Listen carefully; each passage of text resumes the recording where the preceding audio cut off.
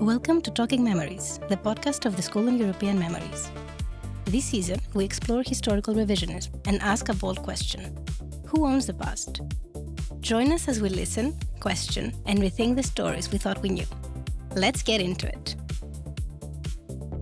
Episode 2, European Identity on the Test. My name is Giorgi. Viktoriia. Francesco. Laura. And Shadi. And our guest speaker, Ana Milosevic, her research covers European integration, Europeanization, collective memories, and identities. So, Miss Ana, we had a little question to you.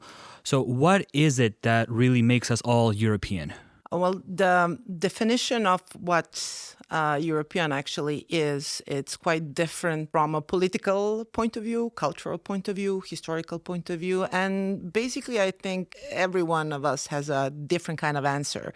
So where does the Europe actually begin and where does it end? So it's ultimately a question, where are the borders of Europe and what keeps us together? Yes, this is a very complex question as well, since, as we know, Canada is also making moves and a lot of Canadians also have some plans to join the EU. This has become a very public opinion, to say the least. And so now it's even a bigger question of when and where does Europe begin and where does it end? Well, the criteria for joining the European Union are well delineated, and some countries have opted also in the past, like Iceland, to change their idea, which is totally legitimate. Other countries are wanting to join the European Union, and soon we will have 2 new members, Albania and Montenegro, which is a welcome addition to the family of European nations. So we were also talking about shared values that Europeans, that kind of unites us all. We tried to use the word freedom, but we changed that into the word liberty. Because as we know, freedom is like a more broader term and liberty is more of a,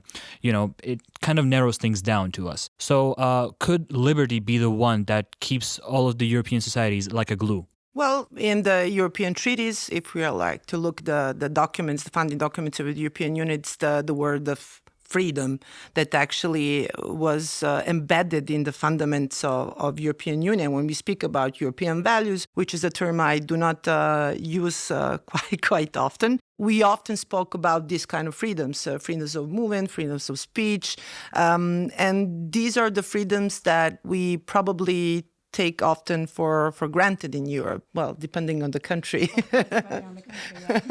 We were also mentioning integration as a part of European identity as well, since, as we know, in Germany, there were a lot of Turkish immigrants imported in order to rebuild Germany, and many countries followed suit as well. So could we say that integration of the quote-unquote non-European societies could be a core European value as well? Well, the policy of European enlargement is policy that developed quite gradually, I would say. So we went from the 6 founding members, as we know, from the history, to having an ever expanding family of European nations that, as I said, is going to now include also Albania and Montenegro. Quite important. But the policy of the European enlargement, it's a policy that is based on the political and geopolitical and economic interest, in addition of being culturally and historically close to different kind of nations in Europe. What does it then mean, like, from the countries who are already members of the European Union, what does it mean actually to successfully deal with the past? I mean, Italy never truly dealt with fascism, with the Amnistia Togliatti. We practically liquidated the situation, unlike what Germany did. Did Germany? Can I interrupt you, please? Yeah. Because in the 70s, we all know during the Kohl, when Kohl was a chancellor, there were very violent and very racist attacks against migrants. The whole factories burned with the Philippine workers inside. So the Kohl kind of diminished the importance of this, saying, well, you have just bad opinion about Germans.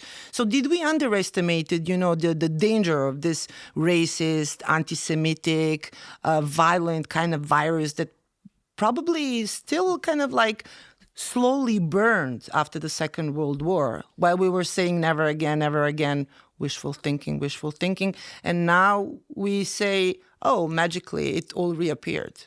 was it still there somehow? We talk a lot about collective memories, but we also can talk about collective responsibility or something like that, because I'm from Ukraine and that's why it triggers me. Yeah, well, Ukraine is currently in conflict, so that kind of complicates things to still think about, the future plans and the long-term developments in that sense, what is going to be collective memory, who is going to provide apologies and responsibilities. But I believe that, we in Europe now, especially after 45, we are reaching almost, adult age of European Union project, we should move beyond the symbolic politics. And I think this was the core problem, the wishful thinking, the symbolic acts, instead of focusing on transformative potential of the past. So the European Union now, I think, have made this kind of shift from transitional justice to transformative justice, focusing exactly on what we need right now, but maybe a bit too late, on fostering this kind of democratic resilience and focusing more on how it can transform the attitudes of people. Because we are realizing that some, viruses of hatred are never going to stop. They are not going to disappear just because we say never, never again. Because it is always again and again and again until we do something about it. Thank you very much for this insightful and productive talks. I would like to end this with a question to you. What is it that we can do to kind of ignite the possible collective responsibility within the peoples? Is there a mechanism or something that the youth could use to kind of ignite the collective responsibility as a whole? Well, I cannot speak in the name of the youth because my youth days are way over. But I can speak in the name of, what is the European politics, the European policy right now doing, actually focusing on this kind of diffusing of this explosive potential that the past has. So there are numerous projects, there are numerous fundings made available for civil society. That is, it's a very alive civil society in Europe. That is also one of the important heritages that we have in Europe, this kind of civil society of freedoms of expression. So there are a number of different kind of projects that can finance this kind of activities that are especially targeting young people in Europe, but also young people outside Europe, because also in Ukraine, in Georgia, in other countries that are on the European continent, because as you said at the beginning, we are still interconnected. And I like this analogy of the butterfly effect. The butterfly flaps its wings in Norway and it lands somewhere in Ukraine or in Spain or in Hungary. So thank you very much for this productive dialogue, and we will see you in a part 2. Now let's get to reflections, shall we? Yes, let's do this. So, as you can see, when talking about European identity, we a lot of times approach debates, discussions, and sometimes even some fights, because European identity is something that we cannot perhaps agree on, but what we can agree on is that it's something very fragile. It's something intangible. We cannot quite put our hands on them, and it's quite fragile. And I think this fragility of European identity makes it an easy target for the far right. In the past years in Europe, we have seen a rise of far-right leaders and parties using historical revisionism to build narratives that try to strengthen the national identity and at the same time break down and destruct the European identity that we find so valuable and we try to build and foster so much. So reflecting on this connection between European identity and historical revisionism, I would like to talk a little bit about Hungary and then hear about your perspectives about where you come from. Because very recently on April 12th in Hungary, we had I would call it a historical moment with our elections, which we could call a new change of regime. In Hungary, historical revisionism in the past 16, but I would even say in the last 24 years, has been used to create a narrative of the EU and particularly Brussels being the enemy. Brussels was compared with the Soviet regime, which I think we can all agree that this kind of comparison is very harmful because these two things are not comparable. But once you put these two ideas on the same table in the same discussion, memories start to maybe fade, become more obscure, and it becomes more difficult to talk about these topics. My question is historical revisionism a threat or a gift to our European identity? And I would be very curious to hear your opinions about this. Do you think that European identity is threatened or strengthened by historical revisionism? Do you see a connection between the two? What do you think?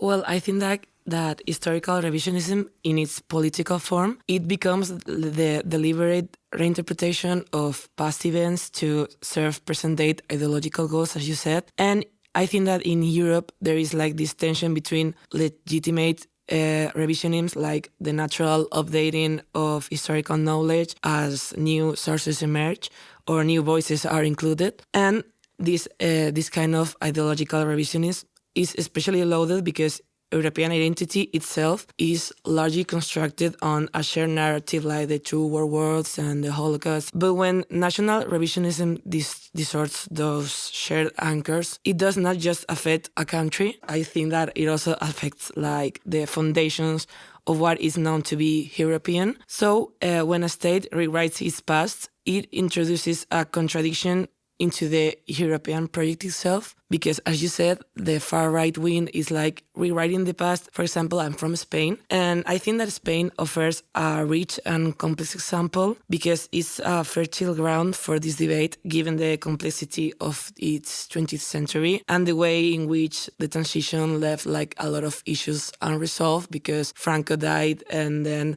transition was built on what is called the Pact of Forgetting, like nothing happened here. And the result is there are two competing narratives about Franco and Francoism. Firstly, that he was like a brutal dictator, and the other side is like he was a modernized who saved Spain from communism. Also, there is the colonial wound in Spain, like it's an open wound, experiencing a lot of revisionism nowadays. And it also the Galician and Basque and Catalan dimension and all this regionalism. This matter beyond Spain's border as if we normalize this kind of denialist revisionism, kinda. We are taking part in like a normalization effect and forming a pattern that kind of erases the moral structure of European values. Yeah, that's all for me. Well, as for me, what I realized is that obviously collective memory, again, what we were talking about is the way society remembers the past, and that's how we shape our national identities in the present. And speaking on behalf of Ukraine, or just as a Ukrainian citizen, I know that historical revisionism is a sensitive issue because history, well, let's say, has often been distorted for political purposes. And as for Ukraine, we can say a lot of examples, including man-made famines, different wars, like a lot of them, the threats for speaking Ukrainian, even not publicly. Ukrainian language was banned a lot of times, most of them during the Russian Empire period, and then also during the USSR. No official bans were implied, but still you kind of could feel that you do not belong if you don't speak Russian publicly. You kind of could feel that Ukrainian culture, Ukrainian language, and if you identify as a Ukrainian, you kind of could feel that you are not enough, that you are maybe not in something we call a high society, let's say. I would say that, obviously, as I said, Ukrainian history was influenced by Soviet and imperial narratives. Not only that, Ukrainian history was influenced by Soviet and imperial narratives, but when you were talking, Shari, about Hungary, what I realized is that that is actually fascinating, that even though, because of what was happening with Ukraine, we still had pro-Russian people in power, even during the independent period of Ukraine. And before 2013, we also heard those narratives all the time. Even though this was happening, we also, just people, were actually in need and always wanted to be a part of European community, to share European values and have a path to go to European Union. And that's fascinating because all of our stories are really different. We're from different countries. But we can, again, say that this is historical revisionism within manipulations is a very powerful tool, and it can be a really big threat. Well, maybe listening to all of your opinions, we could say, and also kind of rethinking what we've been talking about over the past days when it comes to who owns the past and how to fight historical revisionism in today's age. One of our answers is resistance. And this resistance can be fostering that very collective memory that makes us also proud to be coming where we are coming from. Also raising your voice and not being complicit when something is incorrect, when something is obstruct to vision that we see. So maybe what we can take away from today's discussion is be alert, to be critical, and speak up when history is threatened. So thank you very much for listening, and we will see you in the next one. Talking Memories is a production of the School on European Memories. Produced by Fernanda Zanuzzi, Moritz Hergl, and Natalia Papageorgiou. Original idea by Fernanda Zanuzzi and Cesc Meinzer. Recording and post-production, Benjamin Samama. All episodes were recorded at the Jean Monnet House from May 4th to 6th, 2016, during the 4th School on European Memories. This podcast was made possible with the support of the European Commission and the European Parliament. However, the views expressed are those of the authors and do not necessarily reflect those of the institutions.